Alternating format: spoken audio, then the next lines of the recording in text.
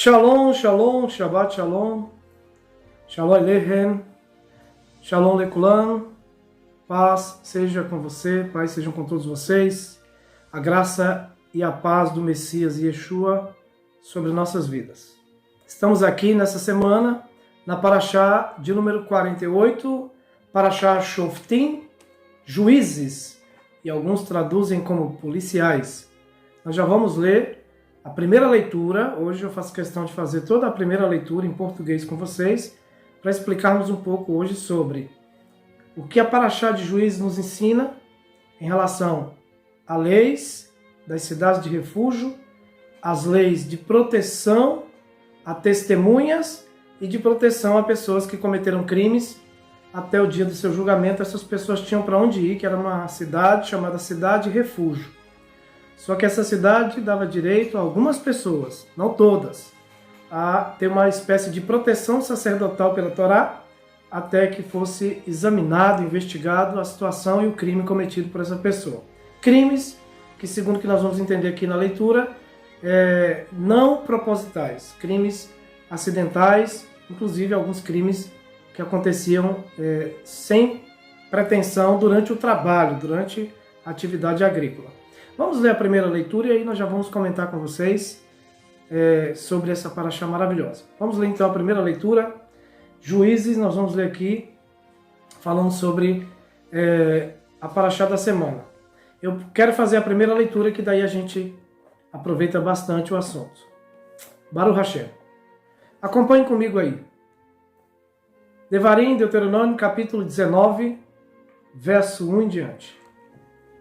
Quando examinar o Eterno teu Deus as nações cuja terra o Eterno teu Deus te dá, e as herdares e habitares nas suas cidades e nas suas casas, 3 cidades separarás no meio da tua terra, que o Eterno teu Deus te dá para herdá-la.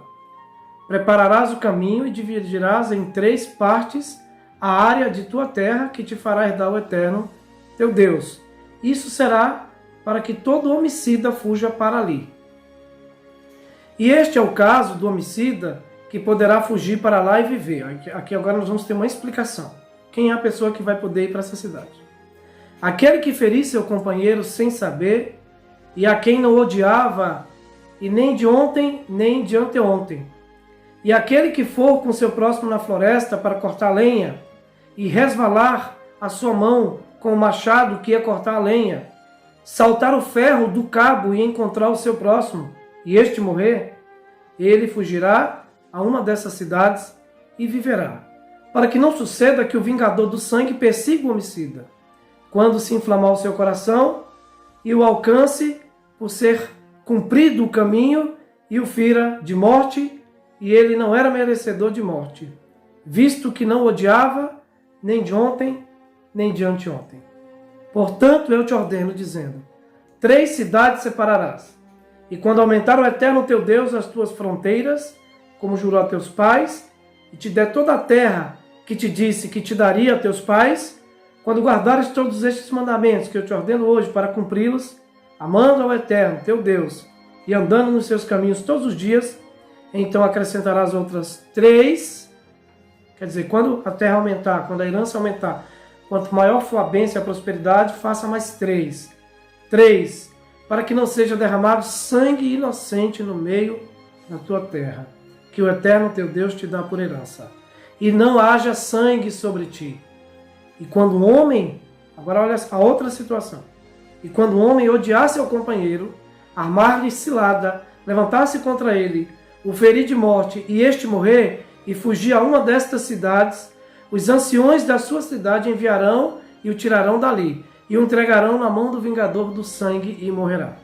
Não olharás com piedade e vingarás o sangue inocente de Israel e será bem a ti. Então, primeira leitura da Torá. Vamos à vinheta, dê o seu like, inscreva-se e aí eu vou explicar para vocês sobre esse assunto interessantíssimo. Cidade de refúgio, proteção, a pessoa que cometeu um crime não proposital, não aceitação do criminoso que cometeu um crime proposital, e aí nós vamos fechar lá com Jesus e a mulher adúltera em João 8, falando sobre as 2 testemunhas de um crime. Baruch Hashem, eu me chamo Moré Robson Batista, seja bem-vindo.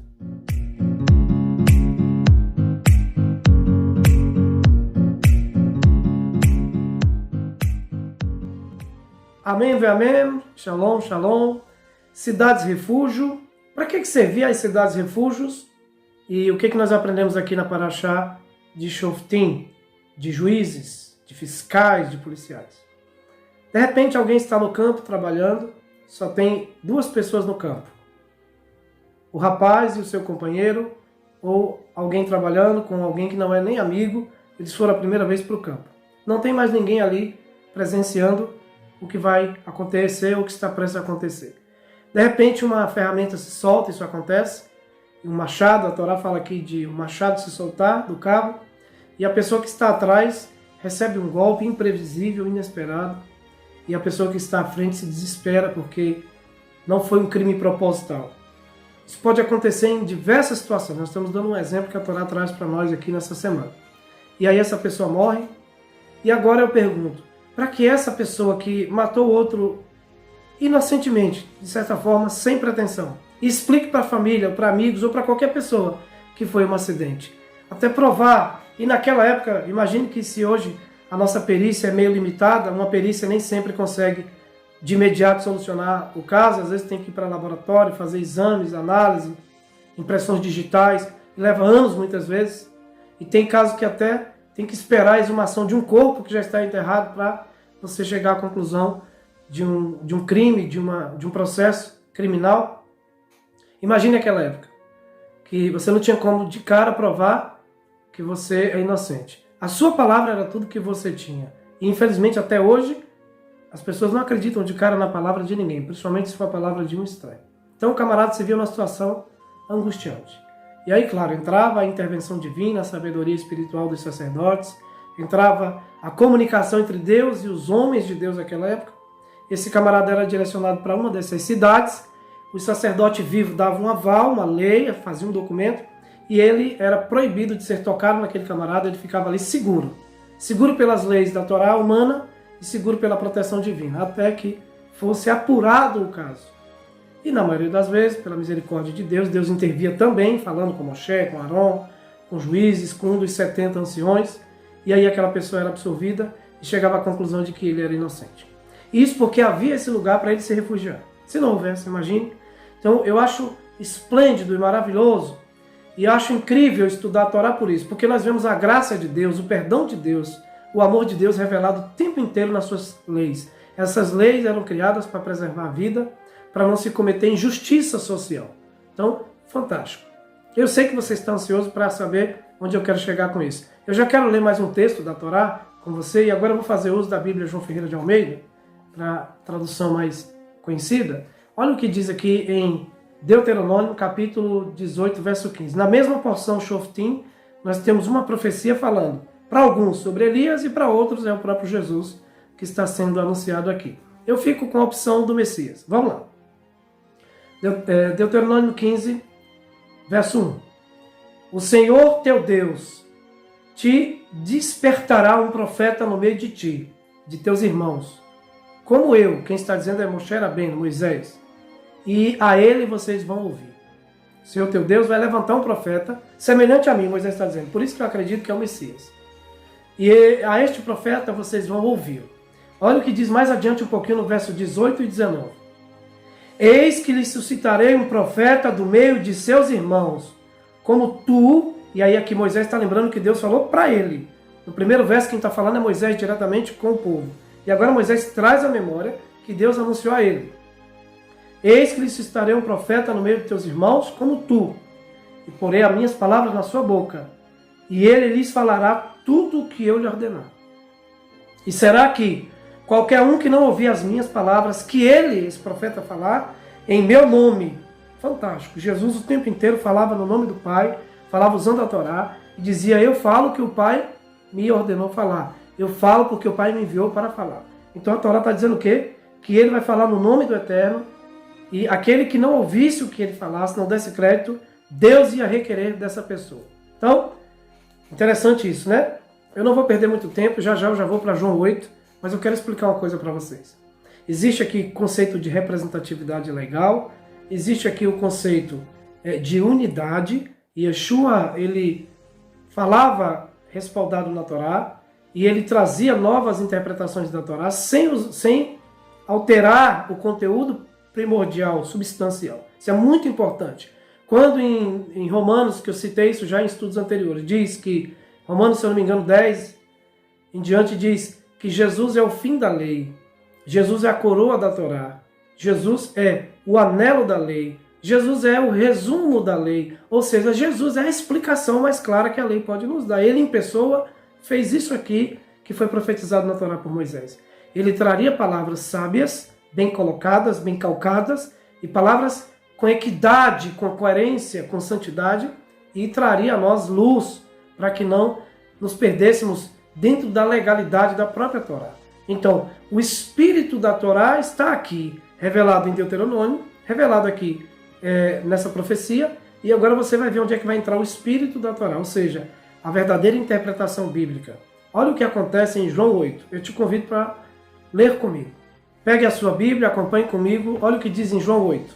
Porém, Jesus foi para o Monte das Oliveiras e pela manhã cedo voltou para o templo e todo o povo vinha ter com ele e assentou-se e os ensinava. E os escribas fariseus trouxeram-lhe uma mulher apanhada em adultério. Quem trouxe? Escribas e fariseus, homens de autoridade religiosa da época. E pondo-a no meio, disseram-lhe: mestre, ou rabi, né? Ou rabino, essa mulher foi apanhada no próprio ato de adultério. Essa mulher foi apanhada no próprio ato de adultério. Já adiantando, ela não foi apanhada no ato de adultério. Já era uma mentira, era uma armadilha. Mas essa armadilha vai ser desfeita porque Yeshua conhece a Torá. Veja. E na lei nos mandou Moisés que as tais sejam apedrejadas. Tu, porém, o que dizes? Eles usam a lei para falar que realmente, na Torá estava lá, na época de Moshe, que se alguém fosse pego em ato de adultério, em ato, e tivesse duas testemunhas que viram um crime, e essas testemunhas fossem testadas e aprovadas como verdadeiras, a mulher deveria ser apedrejada. Jesus sabia que ela não tinha sido pego no ato de adultério, mas Jesus sabia que ela era uma mulher adulta. Mas vamos lá. Isto diziam eles. A própria Escritura já está dizendo que é uma armadilha. Isto diziam eles, tentando-o para que tivessem de que o acusar. Mas Jesus, inclinando-se, escrevia com o dedo na terra. Um dos trechos bíblicos mais misteriosos. E como insistissem, perguntavam. Aí ele endireitou e disse: aquele que dentre vós está sem pecado, seja o primeiro que atire a pedra nela. E tornando a inclinar-se, escrevia na terra. Fantástico. Quando ouviram isso, saíram um a um e começaram pelos mais velhos até os últimos, e ficaram só Jesus e a mulher que estava no meio. E endireitando-se Jesus, e não vendo mais ninguém, do que a mulher disse-lhe: mulher, onde estão os teus acusadores? Ninguém te condenou?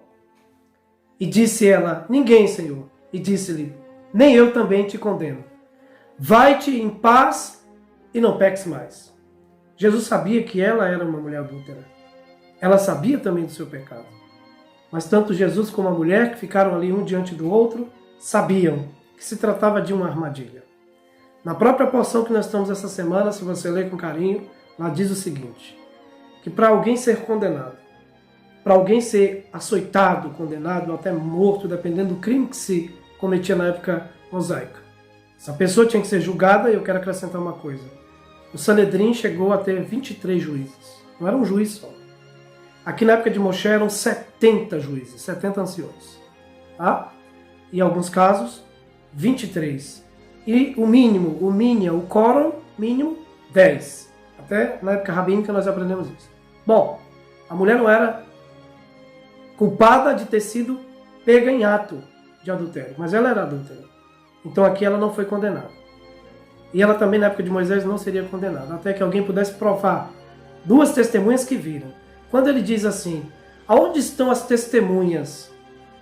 É o que ele está dizendo. Ele diz assim: aquele que não tem um crime, ou que é inocente, pode atirar a primeira pedra. A maioria, de repente, da população sabia que foi uma armadilha. A maioria sabia que foi uma estratégia para pegá-lo pelos próprios escribas e fariseus. Porém, Jesus não podia cair naquela. Ele sabia que por lei tinha que ter duas pessoas que viram o crime. Tinham que chegar nele e dizer: mestre, estávamos lá, vimos o crime. Ela teria que ser conduzida para um tribunal de juízes, e ela não poderia ser morta ali naquela hora, de maneira brutal. Não era assim que funcionava. A Torá não ensina essas coisas. Quem não conhece a Torá realmente não conhece a verdade e o amor. Então, aqui nessa porção, aqui nessa situação de João, nós aprendemos o quê?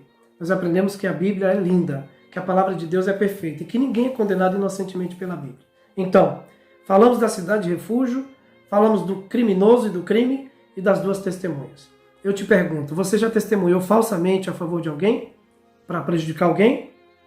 Ou você já foi convocado até mesmo para testemunhar um crime e ter que falar a verdade, mesmo falando a verdade, te doeu o coração porque você teve que condenar alguém? Então fica aí o ensinamento. Cuidado com o julgamento. Não julgueis para que não sejais julgados. À medida com que você julgar, você vai ser julgado. Ensinamento esplêndido do nosso mestre dos mestres, do nosso Yeshua HaMashiach. Ele era um rabino experiente e ele era um rabino que tinha uma alma divina. Ele era o filho do Pai. Ele sabia discernir.